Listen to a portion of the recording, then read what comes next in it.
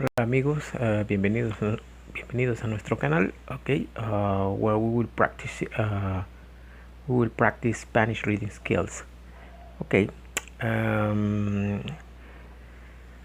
so the way we will do so is by reading along in Spanish a excerpt or whatever passage we have handy. So we will read it in Spanish and then we will try to read it in English. It depends if I have the English version available. So we will read the English so that you can have the idea of what the Spanish is trying to tell. So after that we will try to arrange the sentences. If we have a sentence we cannot understand well, we can just rearrange it so that it should fit the main idea, and then we will discuss whatever is remaining and we'll see how it goes. But first of all, I tell you that we are going to read an excerpt from a book. The name of the book is Story of Mexico. So it's an available book online from the Library of Congress, so you can download it for free. And it's a very old book. It is written in the 1889, I think, by an American author, Susan, I think, Hale or something. Anyway, it is a public domain book, so you can get it from I will try to post the link just down below the video. Okay, I'm going to read the Spanish first and then I will read the English, and then we'll try to explain things from the Spanish version. If you are a native English speaker, or if your English is enough to spot any mistake or any imprecision, if something is not accurate, we can just improve it. But that's independent from the Spanish reading exercise we are doing here, which is the main purpose of this channel for you. So whatever happens from the translation to Spanish has to make sense, and the grammar has to be correct, and also the practice should be of benefit for whomever wants to practice English reading skills, because English reading skill is not only to read and pronounce the words correctly. Sometimes that is a second matter compared to the main goal, which is just to get the ideas from that reading. So yes, okay, let's start by reading the Spanish now. Okay. El barco se detiene y estamos varados frente a Veracruz en el Golfo de México. A media milla de distancia, de norte a sur, se extiende su larga y no profunda playa con un blanquecino pueblo por encima de ella. Sus techos planos crean una línea paralela sobre las casas que resplandecen con la luz de la mañana. Los domos y las torres de las iglesias se levantan por encima de ellas y se aprecia el verde brillo de las copas de los árboles. Pero fuera de la ciudad, el paisaje es llano y árido. Sin embargo, al fondo se levanta el llano, teniendo como paisaje el nevado pico de Orizaba, silencioso e imponente a 17.356 pies por encima de donde estamos. Okay, you can pause the video if you like, and you can read it on your own. If you like, you can read it on your own and try to get the ideas, the main ideas, and then compare to the English version. I have the English here. I will read it to you. So the steamer stops and we are laying off Veracruz in the Gulf of Mexico. Half a mile off, the long, low shore stretches north and south, with the white town upon it, flat roofs making level lines on the houses, glaring in the morning sunlight, domes and church towers racing above the rest. Glimpses of bright green treetops are to be seen, but outside the city all is barren and waste. The plain behind rolls up, however, and the background is the peak of snow-capped Orizaba. Silent, lofty, 17,356 feet above our level. Hopefully it was, you got the idea in English, and then you compare it to the Spanish, and now I'm going to try to explain the Spanish, yeah, which is from the Spanish version, independently from whatever inaccuracy we have from the translation. So that does not affect the reading of the Spanish, and I will try to explain the ideas in English as well. Okay.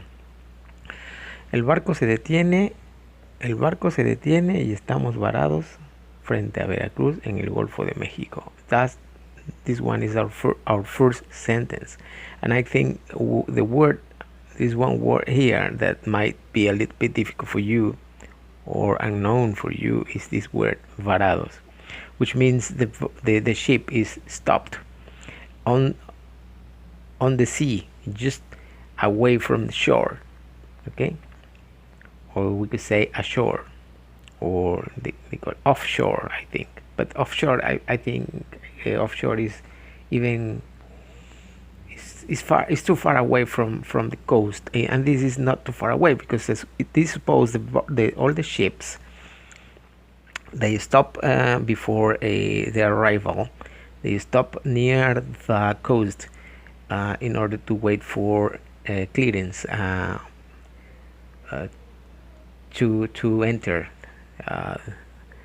the dock or port or whatever it is going to enter. Yeah. So el barco se detiene, something stops.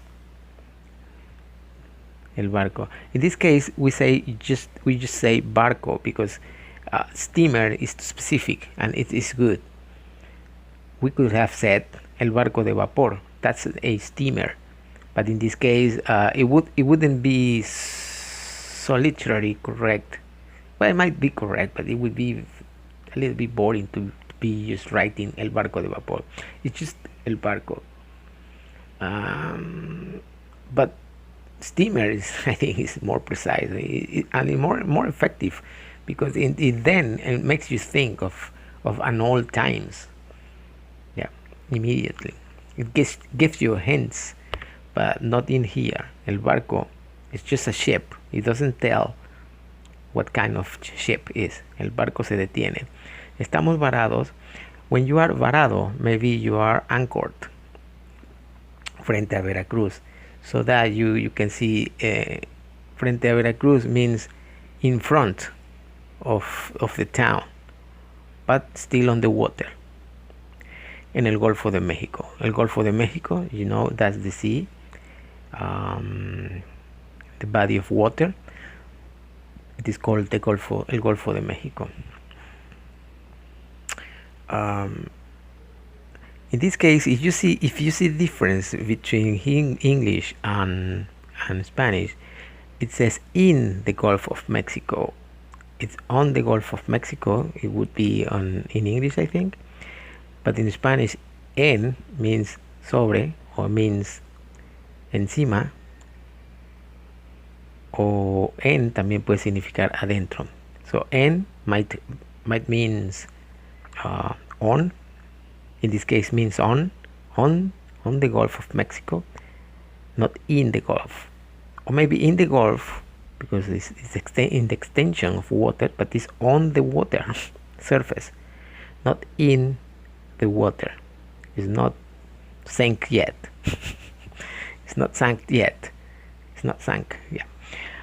A media milla de distancia, a mile away, half a mile away from the shore, de norte a sur. So it means there is a coastal line from south to north, and that's the way you see a coastal line where the beaches stretches.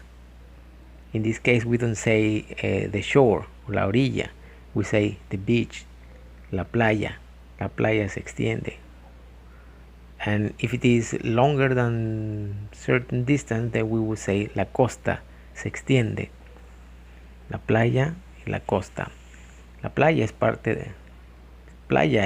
of the coast where people normally go for swimming or do things. But we can say also playa when there are some coastal area that is not exactly a hot spot for tourism. But playa and costa, it should be the same thing. That's the idea. Se extiende su larga playa, su larga y no profunda playa. No profunda, it means not profound, not deep. It means low beach. Because if it is low, because you can see the reflex, or you can see the sea bottom, from. I mean, it's too close to the surface, upper surface, to the level. So you can see the sand, or you can see the sea bottom easily. When it is very deep, when it's very profound, but profound is not correct to use it here, I think. But when it is very deep, so you can't see the bottom of the sea. Okay? Con un blanquecino pueblo por encima de ella. Blanquecino pueblo, it means that the general or the overall reflex or glaring, it is white. Even though it might be some houses different colors, or some other things might be different colors, but as a whole, the glaring is white. Yeah. Por encima de ella. When it says por encima de ella, we refer to the coast or beach. Yeah. De la playa. Sus techos planos crean una línea paralela. The flat roof of the houses, because here in many places in Mexico, the roof of the houses are flat, not because we don't have snow. Yeah, so most they are flat. So it creates a parallel line or a level line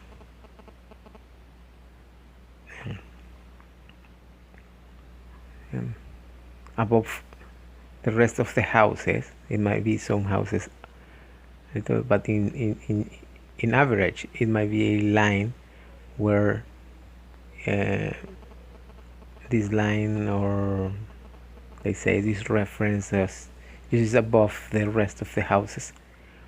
So and although all these things, let's see, all these things say this is a beach there, maybe this is little houses here, and maybe you have a tower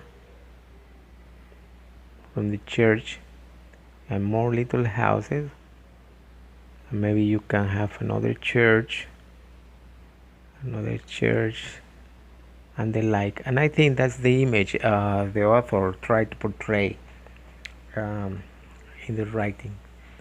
So you can see this is, say, north and south, and you see the line, and you almost see this line with the white lettering. And let's go back to the reading. I will try to do the drawing. Well, what I call drawing. Maybe it's not right drawing, but it's not professional, and it's not. Anyway, okay. Let's just pick up a little bit bigger eraser to delete these things. Okay. What else? Los domos y las torres de las iglesias se levantan por encima de ella y se aprecia el verde brillo de las copas de los árboles. And you can appreciate, or you can spot the bright green of the treetop the treetops that stick out, the sticks stick out the the average line of houses. Yeah. So, but out of the city, meaning if you are from far away, I mean, if you are in this on the sea and you are looking at the town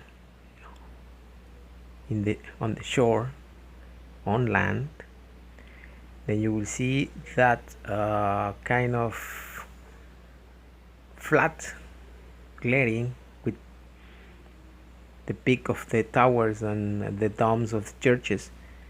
But not only those will be sticking out, but also the green tops, the top of the tree tops will be just sticking out a little bit, giving that green sense or green spot over the whole picture. Yeah. Pero fuera de la ciudad, pero means but, fuera de la ciudad, el paisaje es llano y árido. Paisaje llano means plain. El paisaje es plano. Árido is not cultivated. There is not too much trees. May not be even hills. Árido puede ser plano. Llano es plano también. Árido es desértico probablemente. No hay mucho árbol, no hay mucho cultivo.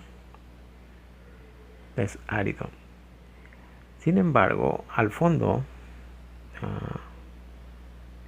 however, you can see a background. Sí, al fondo se levanta el llano teniendo como paisaje el nevado pico de Orizaba. Then you can see the background. You see a big mountain with snow on the peak, which is very typical of that Orizaba peak, which is the highest peak in Mexico, highest peak in Mexico. It's a mountain. Silencioso e imponente, silent. Imponente, it might be also elegant. In this case I can say elegante, majestuoso, sería otra palabra. A 17,000 pesos sobre 17,356 pies por encima de donde estamos. Por encima de donde estamos, sobre el nivel del mar, porque ellos están en el mar, above the sea level. They are already stopped, yeah, on the sea level. So I hope you understood. You got this worked for you, and you got the main idea. And please, if you have any other question, please just write it down on below in the channel. And this is the very first reading session, so it will for sure need a lot of improvement, but that's something I'm not going to do it on my own alone. I need feedback, so if you have any comment or something, it will be much appreciated. So I hope to see you in the next reading. See you for now. Bye now.